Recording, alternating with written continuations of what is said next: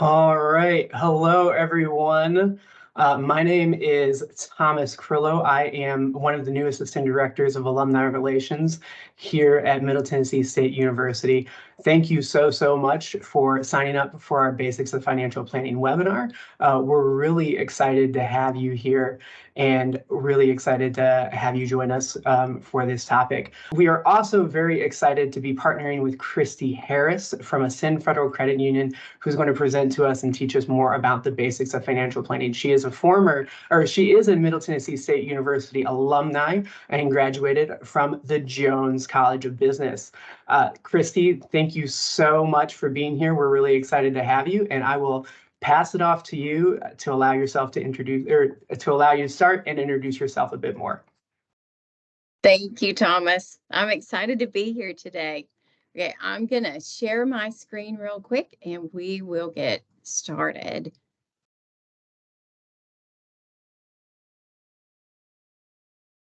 All right. Can you see my screen? All right. Good, yes, we can. Good. Wonderful. All right. Thank you all for tuning in today. I'm excited to be with you. Honored by the invitation from the MTSU Alumni Association. So my name is Kristy Harris. I'm a financial advisor with Ascend Federal Credit Union, registered and licensed through LPL Financial. I'm glad you're here because there's no better time than right now to start saving, investing, creating a financial plan, and achieving your financial goals. My motto is start now.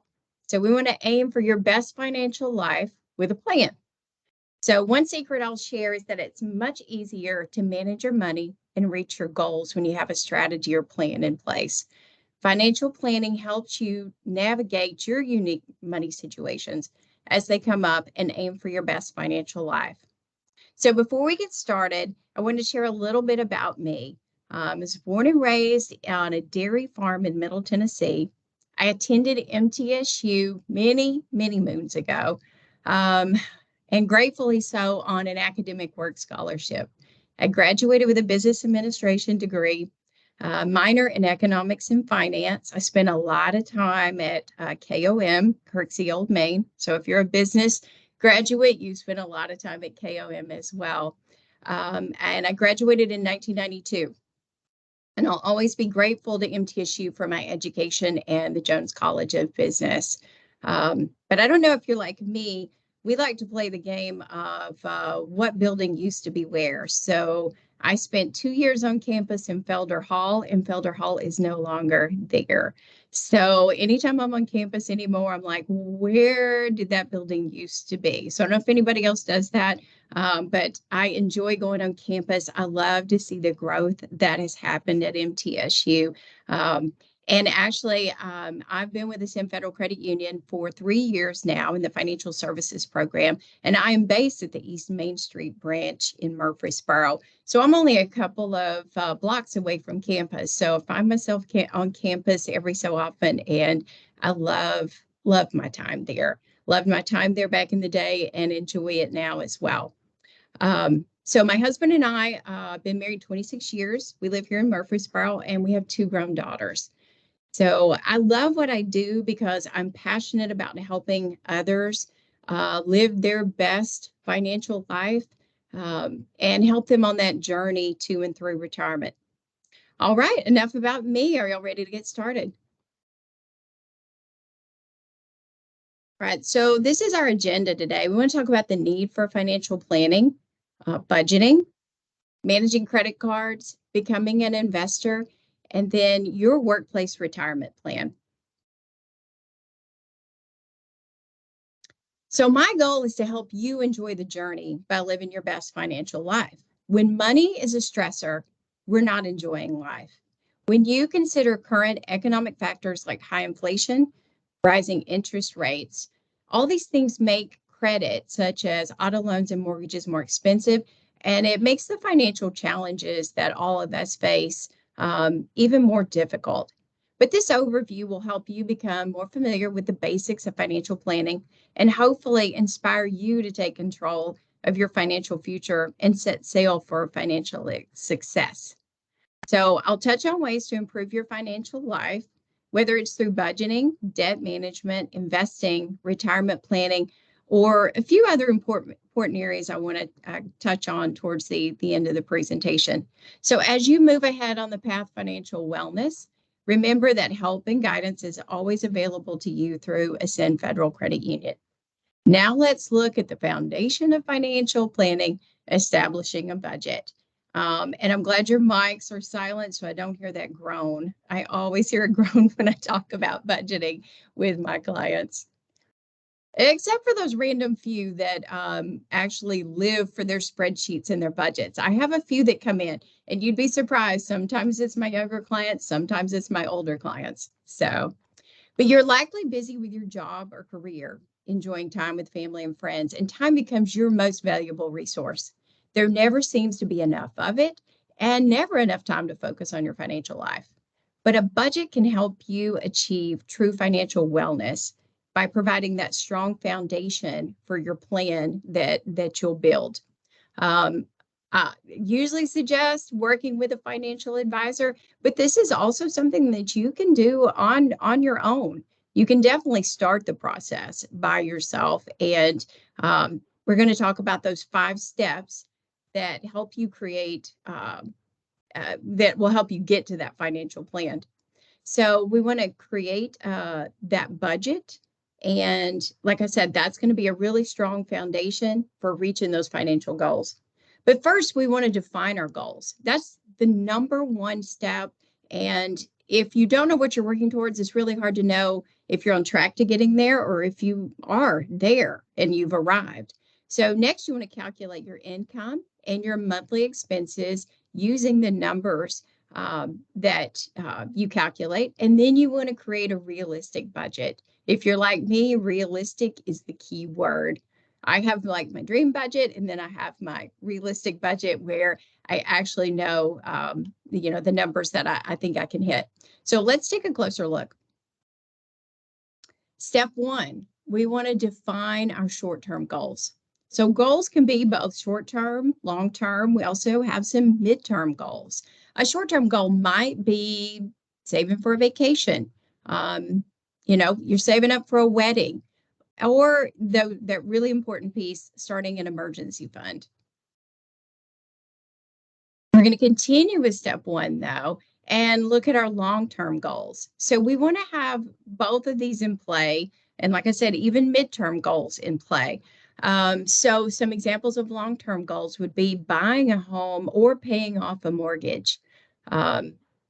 Taking care of that student loan debt. Maybe you want to start a business. I have clients all the time that come in and want to start a college savings plan for their children or their grandchildren. Or maybe you want to retire early. I think we all want to do that, right? Go somewhere, live on the beach, possibly. So we want to make SMART goals. So a SMART goal becomes something that is specific, measurable, attainable, relevant, and timely. So this means including actual dollar amounts and timeframes. And when you put these parameters on there, then you know if you're on track to hitting those goals. So building a $5,000 emergency fund in 10 months would be an example. And when you look at something like this, you want to divide the dollar amount by the number of months in your time frame, and that gives you a monthly goal to hit. So if you divide that out, 5,000 by 10 months, it gives you $500 a month, and that would be your monthly contribution towards that emergency fund and towards hitting that goal. Know your income. So we have to know how much we're bringing home and whether it's coming just from a paycheck. Maybe we have some rental income coming in, some interest or investment income, but you definitely want to use that net pay and not your gross pay. And when you calculate that income. Then we're going to move to monthly expenses. You can't budget until you know how much money you're spending each month. So figuring out your monthly expenses, use the tools that are available to you. So these are some examples of monthly expenses, but for each of us, it looks different. And I think that the more detailed you can be, the better. So the more detailed we can be with our expenses, we can plan ahead and know what kind of expenses are going to be hitting us each month. Maybe you only pay your car insurance every 3 months, but you want to kind of plan for that over on a monthly basis. So I wanted to mention Ascend has a great tool on their app that allows you to categorize your spending by merchant. And it takes a little while to get it set up originally. You go through a couple of months of expenses. I did this recently, and I think it's wonderful. Now those merchants are set up. So when I go to Kroger, well, Kroger may not be the best example. Sometimes I get gas and groceries at Kroger, but you can categorize it. And you probably have an app in your life that you could use to do that as well. Maybe your financial institution offers that, but it's a great way to set that up and then let the app kind of do the work for you. And then you can start looking at your spending on a monthly basis and across several months, and it's already categorized for you. So here we go with creating that realistic budget. So take your monthly income, subtract your monthly expenses, and then subtract those financial goals that we talked about. And you have your amount left over. So if the balance is positive, you've created a budget that works for you. If the balance is negative, you'll need to adjust your goals or expenses to create, that positive leftover balance every month. And I wanted to say, I know budgeting is a very, for all of us, it's pretty much a basic concept and not the most exciting concept. But I do believe that knowing what we spend and what we bring in every month is crucial for this financial plan. So I wanted to touch on it in depth. I cannot encourage you enough to know how much money's coming in and how much is going out every month. And like I said, I meet with clients all the time that are just a range of ages. And I meet with young people all the time that know their budget to the dollar. And so sometimes you think a budget may be in place for an older individual or more established client, but that's not always the case. But I do see that it's easier to work with clients when they already have that budget in place. They already know those numbers. So this goes back to revisiting your goals and expenses. So if your budget was negative, you're going to have to work on what's your top priority on expenses, prioritize those, rework your time frame on your goals, and the one we all want to do, right? Increase our income. Yeah, easier said than done. All right, now a tactical tip. Establish an emergency fund. If any of you are Dave Ramsey fans, and I'm a Dave Ramsey fan, my husband's a huge Dave Ramsey fan, top financial piece himself, actually, and talked me into cutting up all my credit cards at one point in time. So not a bad thing, not a bad thing. But he talks about emergency funds being crucial, and they are. You want to gather, save, whatever you want to, however you want to describe it. You want to get together 3 to 6 months of living expenses. I think COVID taught all of us, we don't know always what's ahead, but the more prepared we are, the less stress we feel when those unexpected expenses occur. So, for example, your budget's great, moving along fine for several months, and then all of a sudden you get that $750 car repair that's happened to every one of us. And it makes it really hard to get back on track once that emergency's over. So generally 3 to 6 months of living expenses helps.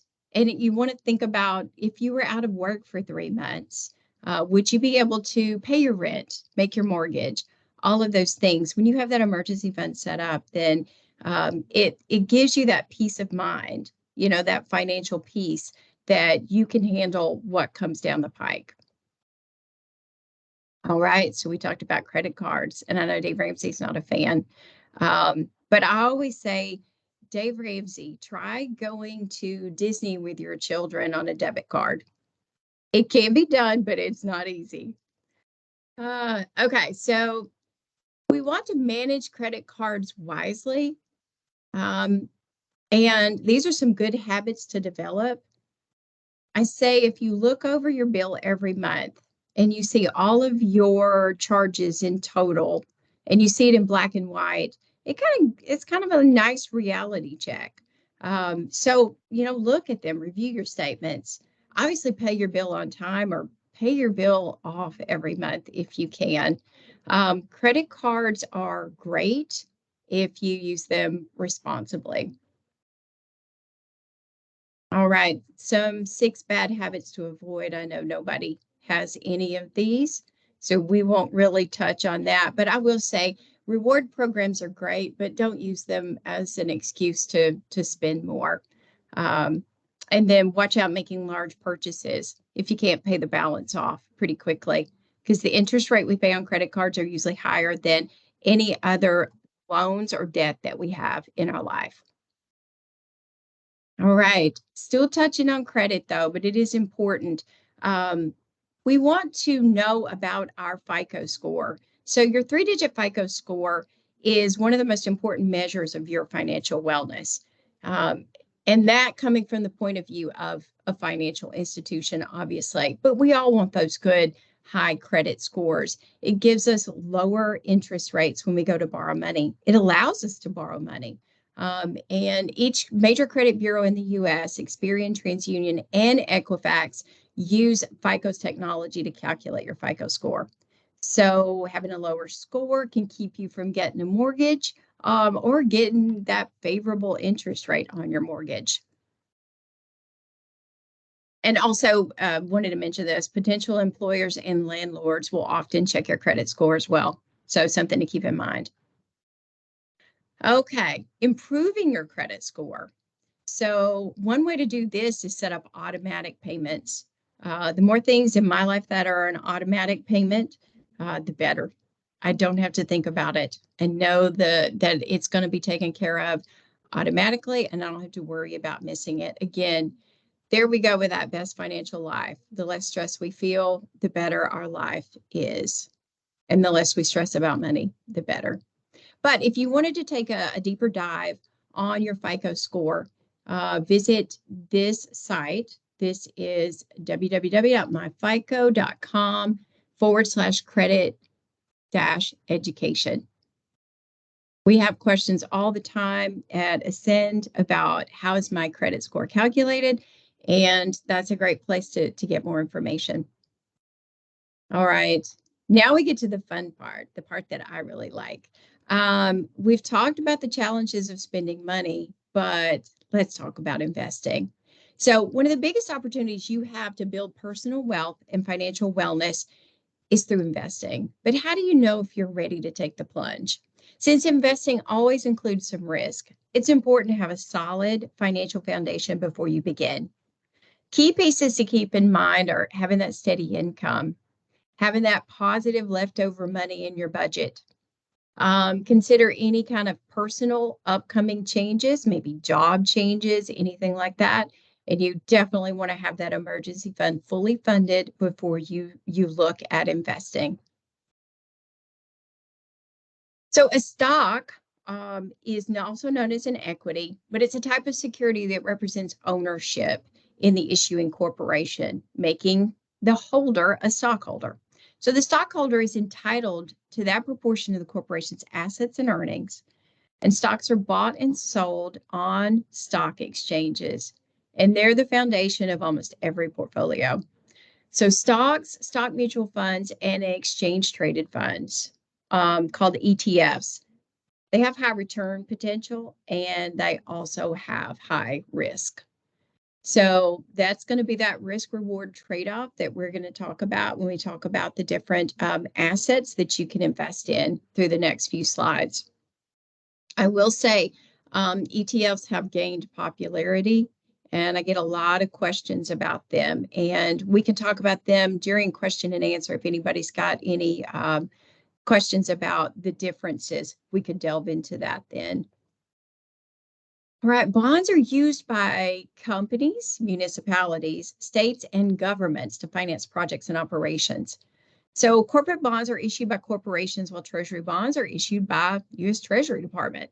Bond details include the end date when the principal of the loan is due to be paid to the bond owner, and usually includes the terms for interest payments or the coupon rate made by the borrower. So bonds and bond mutual funds are known for more consistent, moderate returns, which work best for a medium-term financial goal. But if you guys have been watching everything like I have in 2022, usually stocks and bonds go opposite of each other, and they did not. They both stocks and bonds were down in 2022. So again, there's risk in anything that you invest in. Bonds carry risk, and I think a lot of people had in their minds that bonds were safe and more secure. Yep, I think 2022 proved that wrong.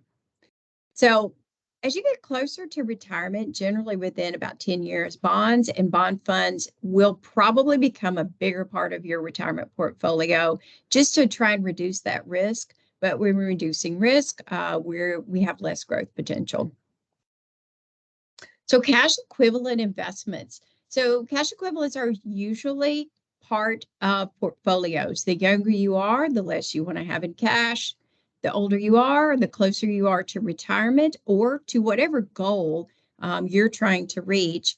Cash equivalents should be a larger portion of your portfolio. So they're known for more consistent but lower returns. They have lower risk. And that's a better fit for those short-term goals that you might have, such as saving for a wedding or a vacation. Cash equivalents are going to be money market funds, U.S. Treasury bills, and CDs. Real quick, our CDs right now are over 5%, even for some short-term time frames, those 6 and 12 months. And, this is not an Ascend commercial. I'm telling you, whatever financial institution you're working with, CDs are a great place to park those emergency funds and get some interest on that, especially right now while the sun is shining. We want to make hay while the sun's shining, and those interest rates are definitely attractive right now on those CDs. So we want to talk about diversifying your investments. And when you diversify, you're reducing the amount of risk you will incur since you're not putting all your eggs in one basket. So different investments have different risk involved with them. And diversification is that foundational piece of investing. So what we want to do is spread our risk out across different investments. Stock and bond mutual funds may be considered riskier than putting your money in a money market fund, but mutual funds will generally have higher returns. So by diversifying your portfolio, you can reduce the amount of risk you are exposed to while seeking to maximize your returns. So this is where we talk about asset allocation. So when you allocate your assets in different combinations, you create a mixture of assets with an aim to build a portfolio with non-correlating assets based on the risk and return combination. So you want to minimize your portfolio risk while maximizing your return.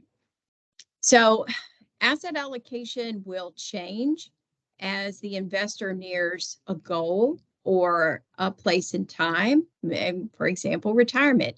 So when you get closer to retirement, a lot of times you're going to see bonds and the percentage of bonds come up, the amount of stocks go down, trying to manage that risk and maybe move in some more cash equivalent, keep that liquidity in there, which gives a more secure portfolio when you actually need to access your investments. So professional help is available if and when you need it. I'm here. I'm sure a lot of you have financial advisors in your lives, possibly at your own financial institution, but Ascend does offer that. There are 5 financial advisors. We're spread out over the region to try and handle the different areas. And that's what we do. Our financial services program has been in place. We're celebrating our 25th year. So really, really proud of our financial services program.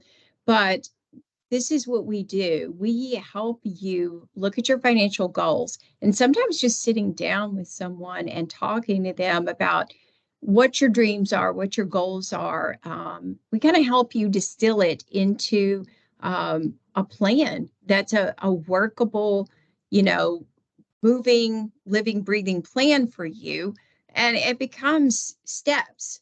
And every day, every month, every year becomes a step that you take towards whatever goal you're trying to reach.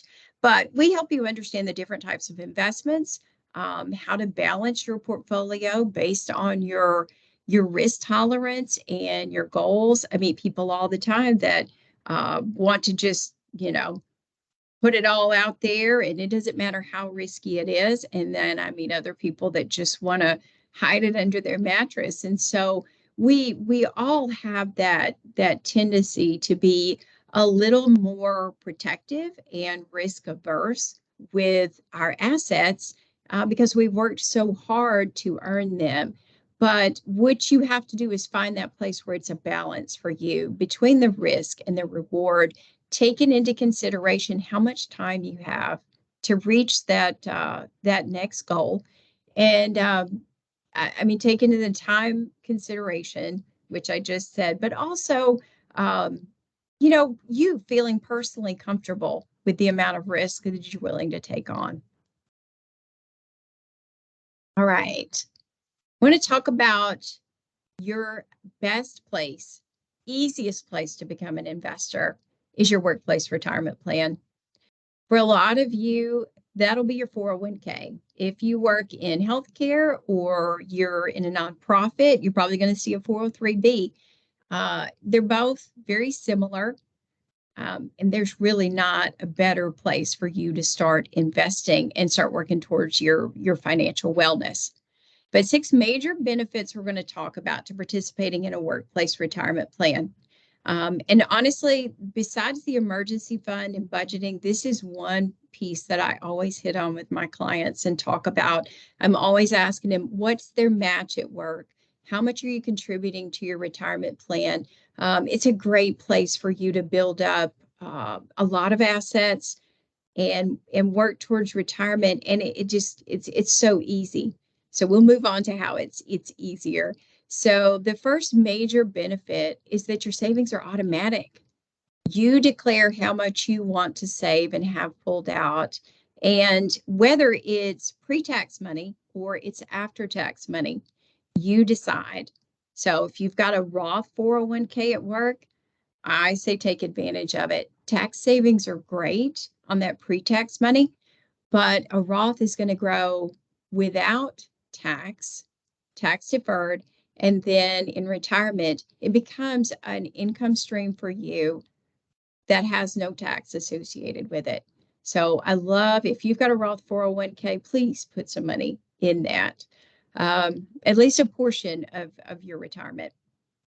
So the amount you contribute to your retirement account reduces your taxable income, which lowers your tax bill. Again, if it's going into a traditional 401k.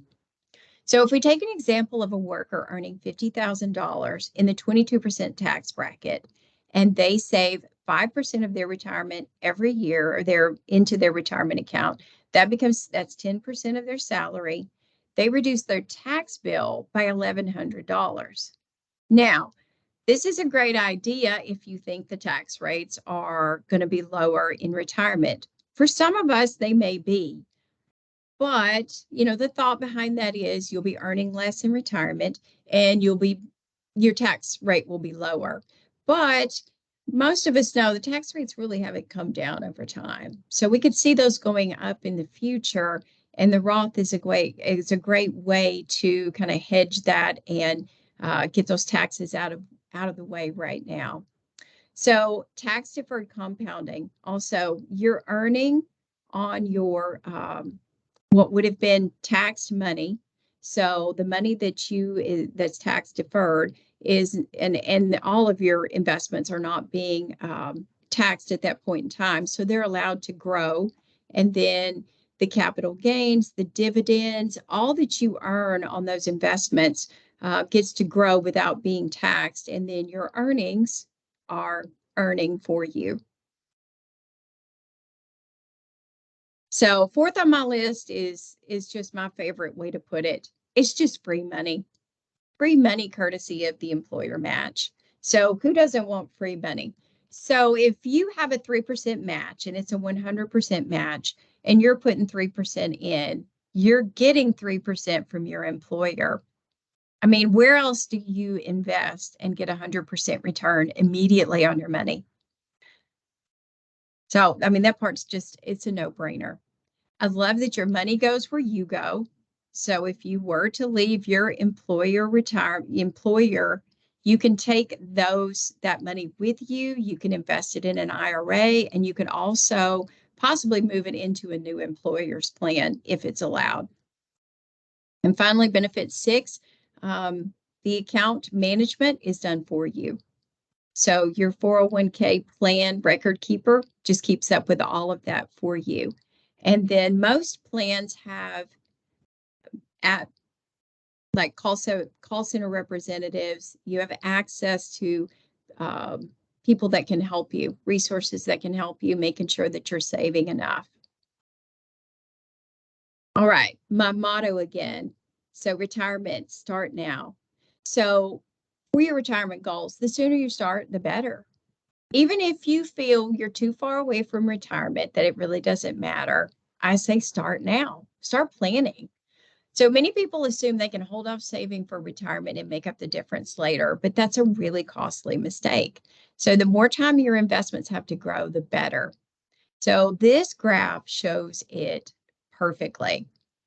So invest $3,000 every year starting at age 20, and you'll have $680,000 in retirement. Now, this assumes a $3,000 annual investment, 6% annual growth, which is, it's doable, definitely doable. The stock market usually has an average of about 10 to 11% growth, but 6% annual growth is good. And then assuming that the reinvestment of all the earnings, and there's no tax. So this one is showing you, a tax deferred or a traditional IRA. So if you start at 35 with those same parameters, so 15 years later, at age 65, you have $255,000 approximately. So it's a huge difference. And then if you start at 45, $120,000. So you can see time is your friend in investing. The sooner you start, the better. So your retirement accounts have unique tax implications. A traditional 401k uses pre-tax dollars, lowers your tax burden right now, but you will pay taxes, income taxes on that money when you withdraw it during retirement. And then we talked about the Roth. So the Roth 401k contribution or a Roth IRA comes from money you have earned that's already been taxed. So it's an after-tax contribution, and you're really going to see those tax benefits later. So it grows tax deferred as well. And in retirement, you pull the money out and there's no tax. So a lot of times, generally, they say that Roth is a better strategy for younger adults. I say Roth is a great strategy at any age, at any time. So having your money, pay tax on it now. If you're working and you're paying tax, you're better able to pay those taxes right now than you'll probably be when you're in retirement and have a limited income. So your workplace retirement plan will offer a number of investment options to choose from. Usually includes individual mutual funds representing major asset classes like we talked about previously, as well as the pre-mixed portfolios. And a lot of times you'll see those target date funds. So the target date fund's a mutual fund that invests with the assumption that the investor will need to start withdrawing the money at a certain date in the future. So a professional fund manager is going to monitor the fund and mix those assets and adjust accordingly based on the timeline. So more aggressive if there's a longer time frame. So if your retirement fund 2055 is what you're investing in, it's going to be a more aggressive, growth-oriented mix right now. And when you get closer to that 2055 date, it's going to move to a more conservative stance. start reducing the exposure, the risk exposure, and preparing for that money to be withdrawn. Right, IRAs. So you have traditional IRAs and Roth IRAs. An IRA is an individual account retirement arrangement, technically, but we all call them individual retirement accounts. Same thing. So again, like I said, traditional Roth, it can be tax deferred with that traditional or after tax money with a Roth. So if you have a Roth 401k and you leave an employer, you can take that Roth 401k and roll it into a Roth IRA. Same thing with traditional 401k into a traditional IRA. So IRAs allow those account holders to choose from a much larger universe of choices that include stocks, mutual funds, ETFs, bonds, treasury bills, and even CDs. So like 401ks, contributions to traditional IRAs are generally tax deductible. So a lot of times we're going to see people having an IRA if they are self-employed or if they've left a previous employer and they rolled over that 401k or Roth 401k into that IRA. Oh, and I wanted to touch on limits really quick. Contributions to the Roth IRA are made with after-tax dollars. And every so often that contribution limit changes. And depending on how much you make, it is phased out if you make too much annual income. But if not, in 2023, the limit is $6,500 with a catch-up amount for anyone 50 or older of $1,000. So if you're over 50, you could put $7,500 into your Roth IRA every year if you have that much in earned income. So we're coming to the end of the presentation, and I want to wrap up with just a few other areas to keep in mind when it comes to financial planning. The first is executing essential legal documents.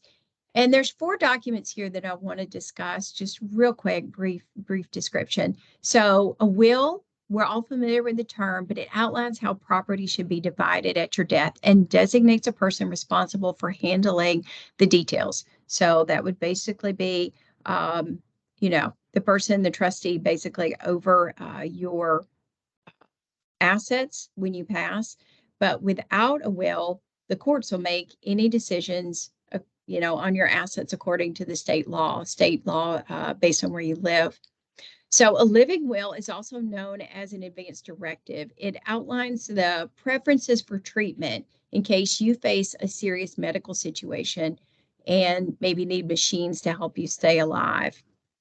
A medical or healthcare power of attorney is often part of a living will, and it will designate a person to make those medical decisions for you if you're incapacitated. And finally, a durable financial power of attorney designates a person to make financial decisions on your behalf if you are unable to do so at some point in time. I will tell you, I had a client, one of my favorite people to work with, and he had a stroke and was stuck between life and death for some months. And I think a lot of us think of us being here or being gone, but sometimes, there are those situations that happen. And I just highly suggest to make those plans ahead of time, and make them part of your financial plan. And last but not least, I want to touch briefly on insurance coverage. So when it comes to property and casualty insurance, it's a little easier to know how much we need. But when you look at life insurance, it's something a lot of people don't focus on, but it's so important. If we think of loans that we have outstanding that would need to be paid off if something happened to us, or if we have a family to provide for, life insurance becomes an extremely important topic. And whoever is helping you with your finances, your financial advisor, financial planners, they definitely want to touch on this, and they can help you determine what's an appropriate amount of life insurance. You don't want to have too much, but you don't want to have too little. So really important topic cover in those financial planning meetings as well. All right, my last tactical tip here. Your LPL financial professional can help. We can help you look at your savings, goals, whatever it is that you've got questions on in your unique financial situation. That's what we're here for to help with. Decide between Roth and traditional. And so I work on the 3D model. So we have a discovery session. So we discover what's going on with you, what your goals are. Then we move to the design phase. We design that plan together, and then we deploy the plan. So those 3Ds really are the framework for us in helping our clients get prepared with those financial plans. All right. I think we're going to take some questions here. But I hope everybody's been submitting them, and we'll start answering those here in just a minute. Hey, Kristy, thank you so much for that presentation. It was great. We really appreciate it. So the first question that we did have is, what would you suggest the best type of account to build your emergency fund in?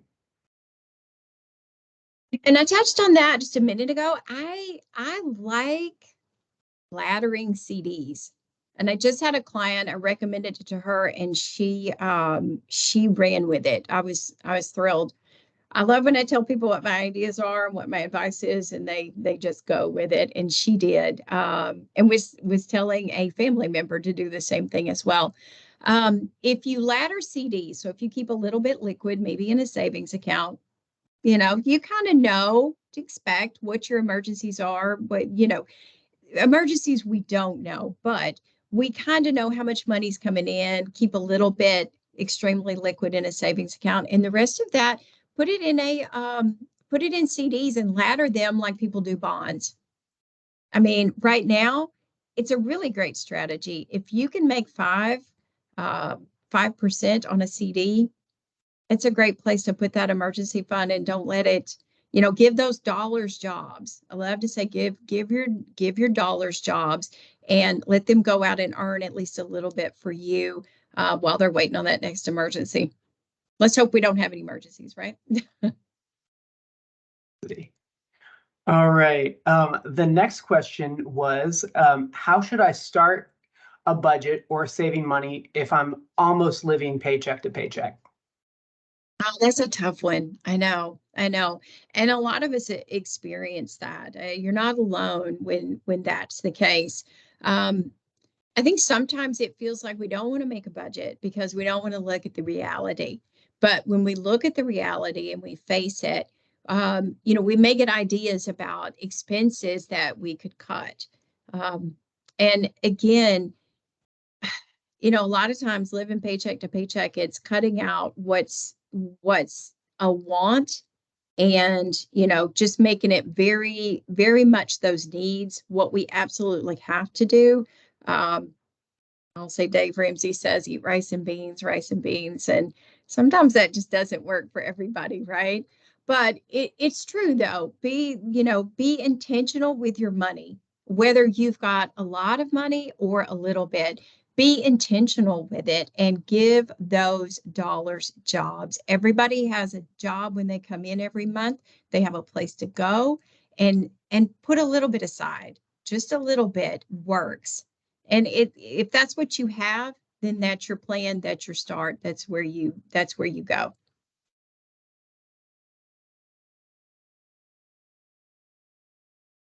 All right. The next question, is there a cost associated with seeing a financial advisor if you are a member of the financial institution? Example, Ascend. Ascend. That's a great question. We actually offer our time, no cost, no obligation. That's what we're here for. I only work with Ascend members. Now, I have had people come to me and they want to work with me. You do have to become a member of Ascend. That's part of the process, but it takes $5 to open a savings account, become a member. We usually find some way to get your membership established there. It's not if we can establish a membership, but how, and we will definitely look at doing that. Different financial advisors work differently. There are advisors out there that charge for financial planning. Just to be completely honest, we work a lot of times on commissions, and then we do fee-based accounts as well. So with a fee-based account, you're charged, and this is becoming more popular in investing. We're seeing it quite the trend right now. But you would pay a certain fee every year, usually charged quarterly, and it puts us in a more fiduciary position so that we don't worry about what commission, what product that we recommend to you, and what the commissions are on that. And then you don't worry about the conflicts of interest as far as that goes. But otherwise, we would recommend products to you, and then we earn commissions on those. So everybody gets paid some way, somehow. So for us, it's either that ongoing fee, it's commissions, but we do not charge for financial planning or financial advice. All right, next question. So this individual is unmarried and would rather not leave their financial responsibilities to a family member. They don't have a lot in assets and basically just have retirement savings. Are there any options you would recommend for them? So they did I understand that correctly? They didn't want to leave it to a family member? Yes. You can leave, you can make non-persons your beneficiaries. So that's absolutely, we do that. You know, we work with clients all the time that want to leave it to maybe to their church, maybe to a charitable organization. That's all part of the financial plan. And like I said, each one is unique for each person. Everyone's circumstances are different. And if you wanted to pass your assets on to someone or to an organization, we can help you work through that as well. All right. And then the next question was, what should I do with a 401k from a previous employer if I can't combine them? Well, legally, I have to tell you what your options are. So I'll tell you what your options are. You can leave it where it is if that's allowed. Okay, because some plans will not let you, if you don't have enough in there, they won't allow you to stay in their plan. And some won't allow you to stay in their plan if you're no longer employed there. If you can stay where you are, if it's allowed, you can cash it out. I don't usually suggest that because there will be tax implications. Always talk to your tax advisor or financial advisor about that. You can roll it into a new plan, or you can roll it over. So if you roll it over, I will tell you, I mentioned this in the presentation, there is a whole universe out there as to what you can invest in. So if you roll it over, and we rolled it over into a brokerage account at LPL, your investment options are kind of unlimited there.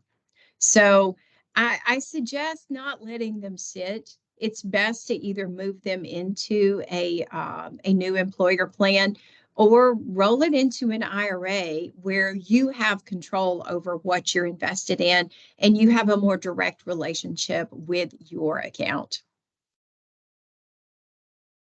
But by law, I told you all your options. So we appreciate that. We appreciate that.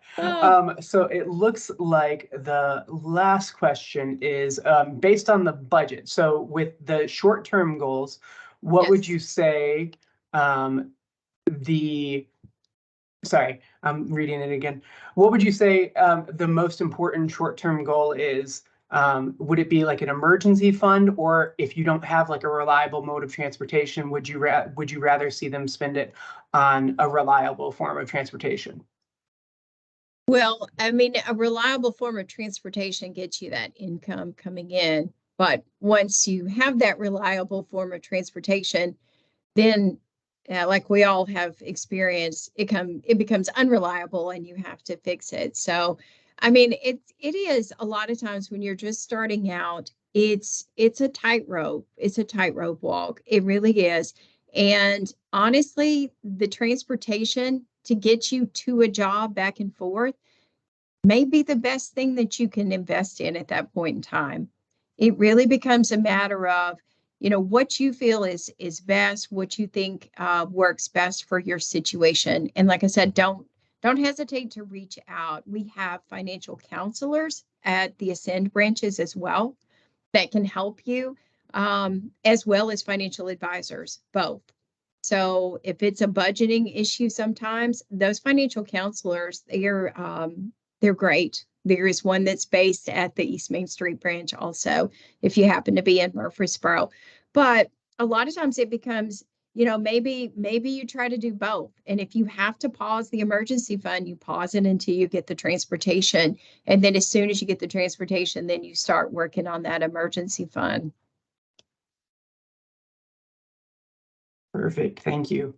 And this one we did actually get a couple more questions during that. Are you available to meet with Ascend members on Saturdays? I don't do that very often, but if it was absolutely imperative, I can. Nobody likes to work on Saturdays, but I do every once in a while. I do, and then I can do after hours. Today, I'm actually at our regional operations center here in Murfreesboro, which is over in the kind of Gateway, right off of Gateway Boulevard.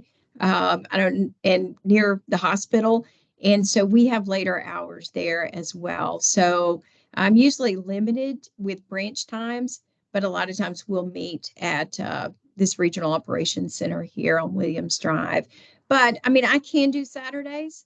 If it's necessary, we can do that. We can also do Zoom meetings, Teams meetings as well. All right. The next question was, if you rolled your 401k from a previous employer to an IRA account, would you pay taxes on that first? No, you do not. So the rollover gives you that option. It kind of puts an umbrella over this transfer, keeps it from getting wet with taxes, right? So if we think about it, if it's tax deferred money, it's in that 401k. You're going to roll it over into that IRA, which doesn't allow the IRS to rain on your parade. So there's a little umbrella over that. So rollovers are important. You can also do, if you had taken a distribution of your 401k, you can do what's called an indirect rollover as well. And you got 60 days to do that. They do one every 12 months, but you can do that and put the money back. But that one is not ideal. Say you had $100,000 in your 401k and you took distribution of that. You could put the money back into an IRA within 60 days, but you would need to put the full amount back if you don't want to be taxed on any of it. And if you take a distribution from your 401k, it's automatically going to be 20% withheld for taxes. So if you took 100,000 out, you would get 80,000, but you would have to put the whole 100,000 back in an indirect rollover. So a direct rollover is just the ideal way, and it keeps that tax deferment or that tax, that umbrella over it so that you don't get taxed. Thank you. All right. Would you suggest establishing multiple bank accounts for different purposes to make money management easier, such as one for incoming revenues and one for things such as expenses, emergency funds only, etc.? I would probably make my emergency fund separate, but multiple accounts, I find it's a little harder to try and manage all of those. It's almost like having several pots on the stove and just making sure they're all going. But I would have my emergency fund going somewhere separate, just kind of a little bit more out of sight, out of mind, but honestly, just have it for sure earmarked. I don't necessarily think I would have my income and my expenses going out of separate ones. Now, I do keep two bank accounts going personally, but it sometimes it gets a little harder to make sure there's enough in each one and keep things flowing that way. But honestly, whatever works for you, I say it, whatever works for you. Everybody's different. If it helps you and it works for you, do it.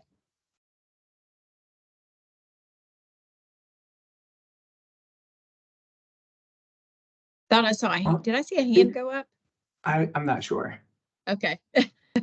I might have missed that. Let's see. All right. So, with that, I think that is our last question. So, I am going to go ahead and Kristy, thank you so much for Thank being you here. all so much. We really appreciate it. I enjoyed it so much. Thank you very much for having me. We really appreciate it. It was an excellent presentation, and thank you so much for answering all the questions that everybody had. For everyone else that has joined this meeting, please look out in your emails within the next week. You should receive an email with a survey and a recording of the